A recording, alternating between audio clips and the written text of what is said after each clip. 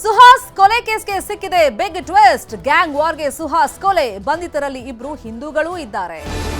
ಈ ಬಗ್ಗೆ ಗೃಹ ಸಚಿವರು ಇವತ್ತು ಮಹತ್ವದ ಸಭೆಯನ್ನ ಮಾಡಿ ಹಿರಿಯ ಅಧಿಕಾರಿಗಳಿಂದ ಮಾಹಿತಿಯನ್ನ ಕಲೆ ಹಾಕಿದ್ದಾರೆ.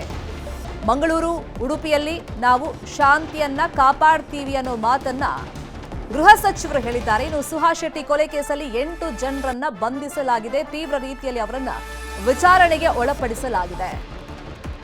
ಇವತ್ತು ಮಂಗಳೂರು ಭೇಟಿಯನ್ನ ಗೃಹ ಸಚಿವರು ಮಾಡಿ ಉಸ್ತುವಾರಿ ಸಚಿವರು, ಡಿಸಿ, ಎಸ್ಪಿಗಳ ಜೊತೆ ಸಭೆಯನ್ನ ಮಾಡಿ ಅಲ್ಲಿನ ಪರಿಸ್ಥಿತಿ ಬಗ್ಗೆ ಅವಲೋಕನವನ್ನ ಮಾಡಿ ಮಾಹಿತಿಯನ್ನ ಕೊಟ್ಟಿದ್ದಾರೆ ಮಾಧ್ಯಮದವರಿಗೆ. ಉಡುಪಿ, ಮಂಗಳೂರಲ್ಲಿ ಶಾಂತಿಯನ್ನ ನಾವು ಕಾಪಾಡ್ತೀವಿ, ಶಾಂತಿ ಕದಡುವಂತ ಶಕ್ತಿಗಳ ವಿರುದ್ಧ ನಿರ್ದಾಕ್ಷಿಣ್ಯವಾಗಿ ಕ್ರಮವನ್ನ ಕೈಗೊಳ್ತೀವಿ ಅಂತ ಹೇಳಿದ್ದಾರೆ. ಯಾವುದೇ ಹತ್ಯೆ, ಗಲಾಟೆಗಳು ನಡೀಬಾರದು ಅಂತ ಹೇಳಿದ್ದಾರೆ.